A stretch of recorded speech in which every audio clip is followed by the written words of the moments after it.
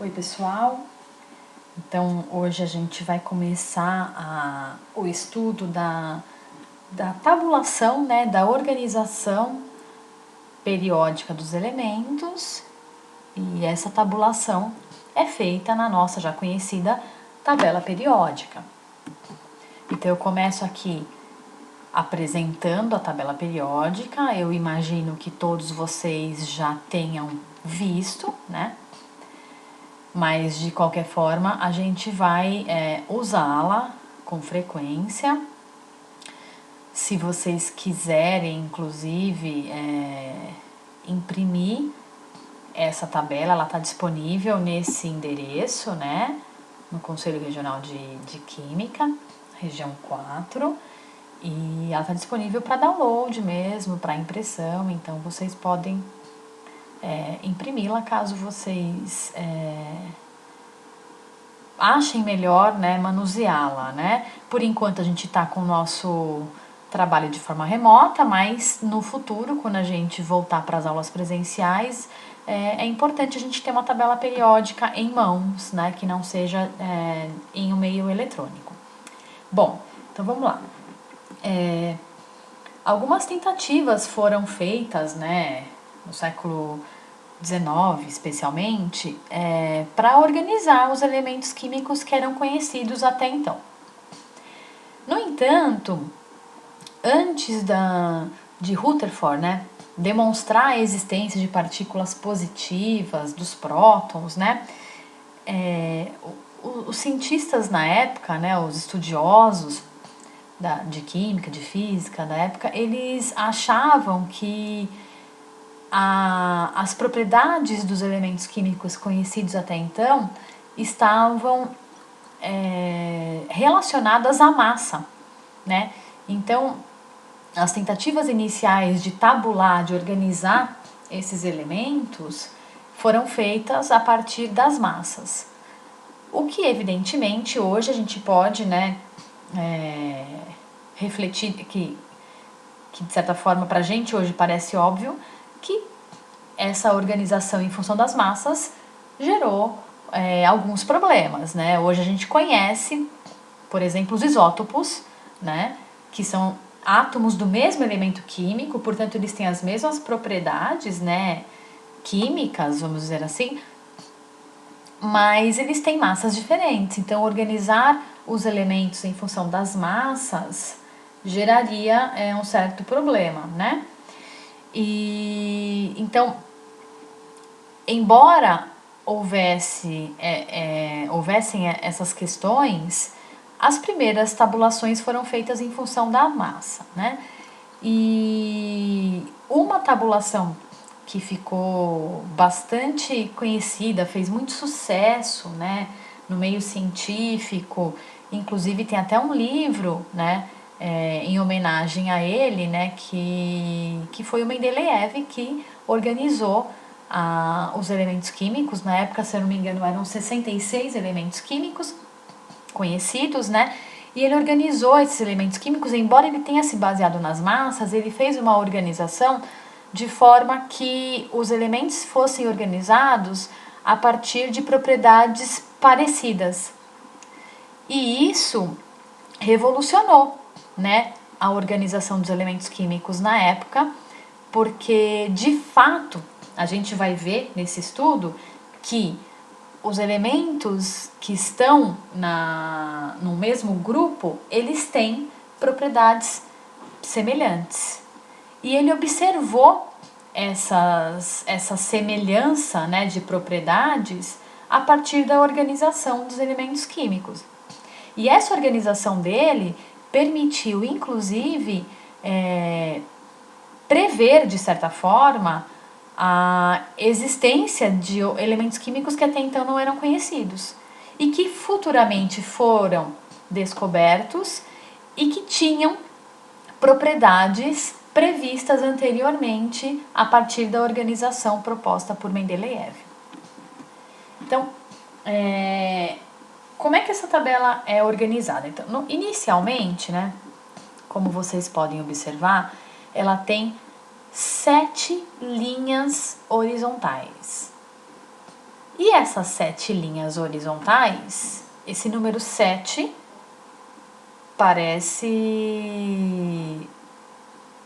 meio próximo da gente, né? A gente já falou sobre 7 em algum momento. Atualmente, de acordo com os elementos conhecidos, existem 7 camadas preenchidas. E é isso mesmo que esse número aqui de 1 a 7 representa. Os elementos que estão na primeira linha, na linha 1 horizontal, eles estão aqui por quê? Porque eles apenas têm uma camada na eletrosfera. Os elementos que estão na linha horizontal número 2 estão aqui porque eles têm 2 camadas e assim por diante. Então, esses números de 1 a 7, eles representam o número de camadas que aquele elemento tem. E essas linhas horizontais, elas são chamadas de períodos na tabela periódica. Então, período 1 é a primeira linha horizontal, período 2 é a segunda linha horizontal e por aí vai. Existem as colunas, né? Essas colunas verticais, que vão do 1 ao 18. Antigamente eram divididas em grupo A e grupo B. A IUPAC, que é o órgão que rege toda a nomenclatura da química, não recomenda mais essa divisão, embora ela seja bastante prática. Vocês vão ver depois por quê. Então, essas linhas do 1 ao 18, elas são chamadas de grupos ou famílias. E se determinados elementos estão no mesmo grupo, eles estão aqui porque eles têm propriedades químicas semelhantes. E o que são? Cintia, você está me dizendo que tem 7 linhas horizontais, mas tem essas duas aqui, elas não contam? Na verdade, essas 2 linhas horizontais, elas deveriam estar aqui, ó. Aqui a primeira, aqui a segunda. Elas foram retiradas da tabela, passadas aqui para baixo, para que a tabela não ficasse muito longa, porque senão a gente teria aqui 14 linhas, 14 colunas, vamos dizer assim, né? E ficaria uma tabela muito grande, difícil de manusear. Como esses elementos que estão aqui, eles não aparecem com frequência na natureza, não são encontrados com frequência na natureza, então foram retirados para que a tabela fosse mais fácil de manusear. Bom, e como é que esses elementos hoje eles são organizados, né? Eles são organizados por ordem crescente de número atômico.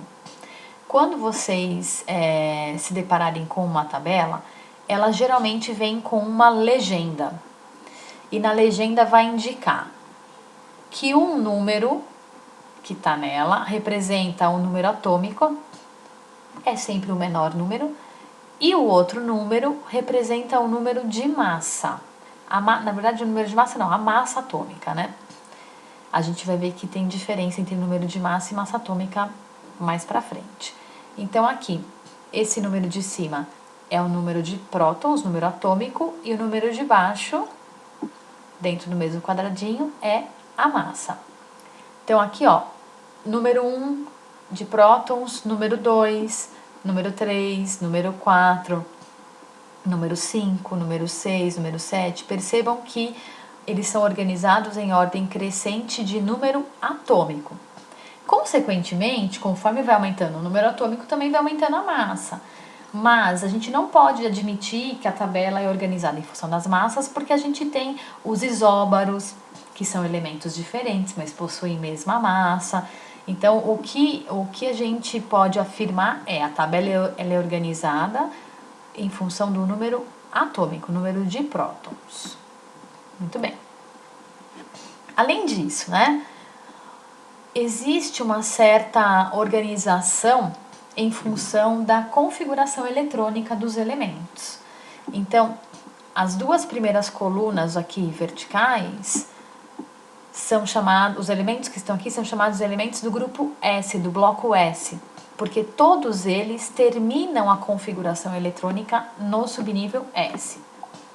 Esses aqui em roxinho são os elementos do bloco P, porque todos eles terminam a configuração eletrônica em subnível P.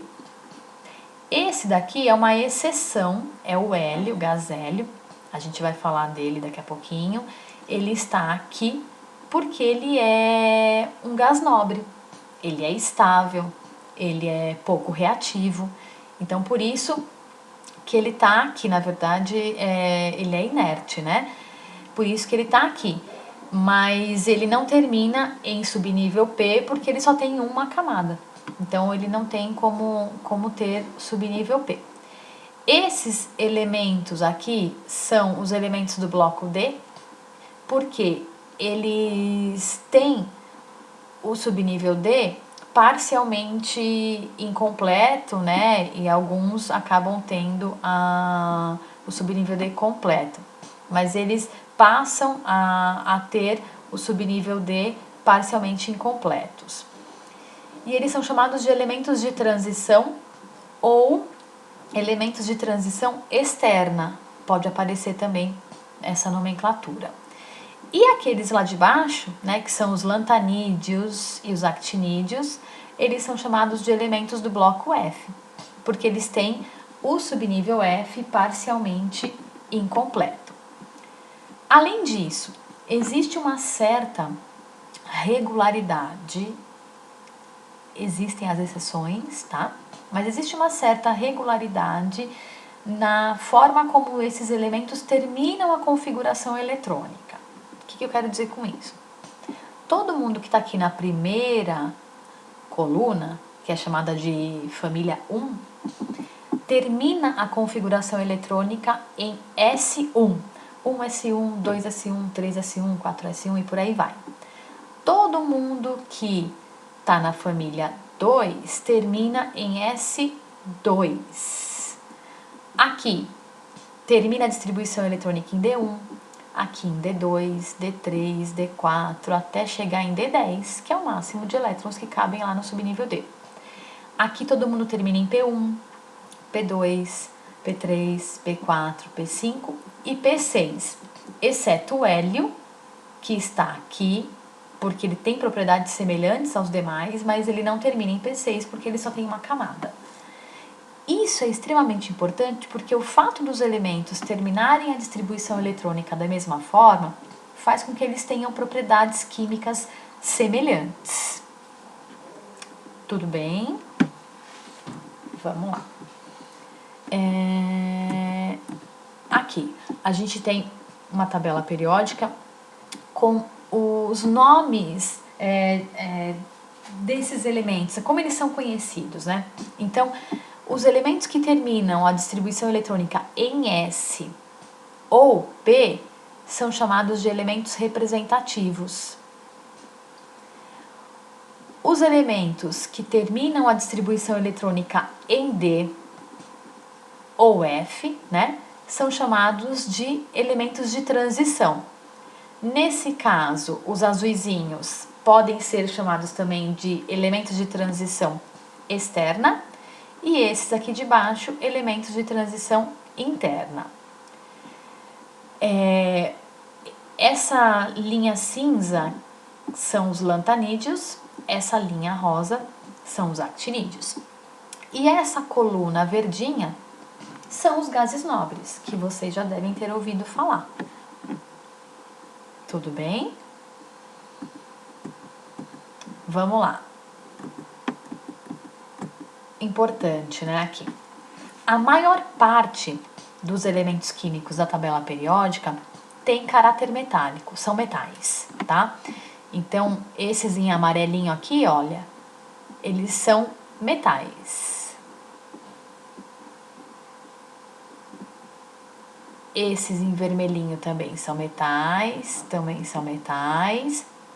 Aqui a gente tem os antigamente chamados de semimetais. E aqui a gente tem os azuisinhos, que são os ametais. A maioria dos metais é sólido, são sólidos nas condições ambientes, exceto o mercúrio, que é líquido. Muito bem, então vamos lá. Esses grupos ou famílias, eles ficaram conhecidos por alguns nomes, né? Então essas linhas verticais, né, que são os grupos ou as famílias, especialmente os elementos representativos, que são esses aqui de cor meio lilazinha, que terminam em S ou P, essas famílias têm nomes, né? Elas são conhecidas por alguns nomes. O grupo 1 ou 1A, como ele era antigamente chamado, são os metais alcalinos.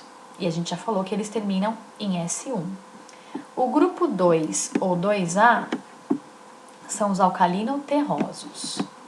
O grupo 13 ou 3A pula para lá, porque a gente está falando dos representativos. Aqui é a família do boro. Grupo 14 ou 4A é a família do carbono. Grupo 15 ou 5A é a família do nitrogênio. Grupo 16 ou 6A é a família do oxigênio. A família dos calcogênios. Perdão, família dos calcogênios.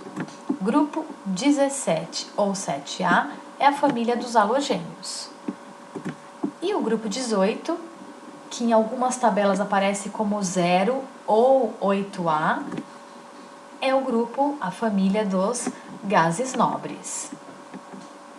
Tudo bem? E como é que a gente localiza, a partir da distribuição eletrônica, um elemento na tabela periódica? Então, a gente tem aqui 3 exemplos, né?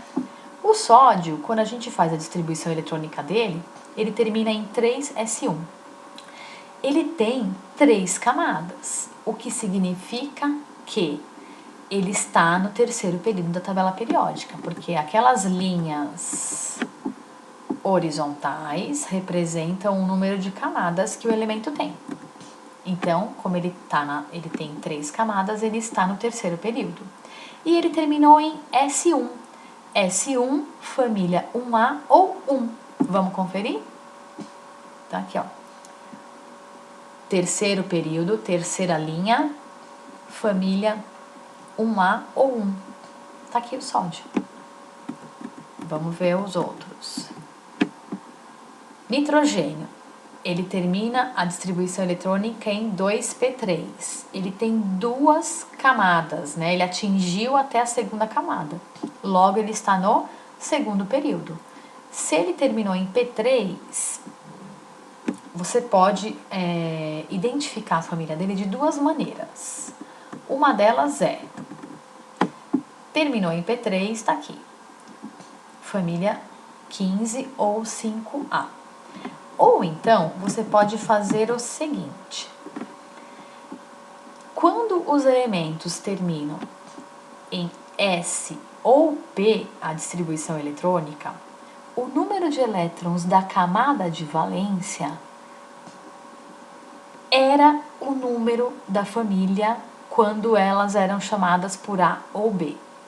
Então, de novo, se o elemento terminou a distribuição eletrônica, em S ou P, o número de elétrons da camada de valência era o número da família antigamente, quando elas eram chamadas de A ou B. Então, por exemplo, o sódio, ele tem 1 elétron na camada de valência. Então, você vai pegar esse 1 e vai acrescentar A, 1A, família 1A. O nitrogênio, ele tem 5 elétrons na camada de valência. Então, a família dele com a denominação A é 5A, ou 15, como ela é chamada atualmente. Aí você só acrescenta 10, sempre assim. Essa forma de analisar, a gente só pode utilizar se for um elemento representativo, se terminar a distribuição eletrônica em S ou P. Se não terminar, por exemplo aqui, o escândio, ele terminou em D1, aí você vai ter que se lembrar que D1 é essa família, D2 é essa, D3, D4, D5, D6, até D10, tá? Então, se ele terminou em D1, ele está na família 3 e a camada de valência dele é a quarta, ele atingiu até a quarta camada. Portanto, ele está no quarto período. Então, vamos anotar. Quarto período, família 3. Vamos conferir? Quarto período, 1, 2, 3, 4. Família 3, tá aqui. Escândio. O nitrogênio, ele estava no segundo período. Então, 1, 2, tem que estar nessa linha. Família 5A ou 15. Aqui, ó. Família 5A ou 15. Tudo bem? A gente volta a falar de tabela periódica nos próximos vídeos. Espero que vocês tenham entendido. Caso tenha alguma dúvida, registrem lá no fórum de dúvidas ou esclareça no nosso horário de atendimento. Um abraço e até lá!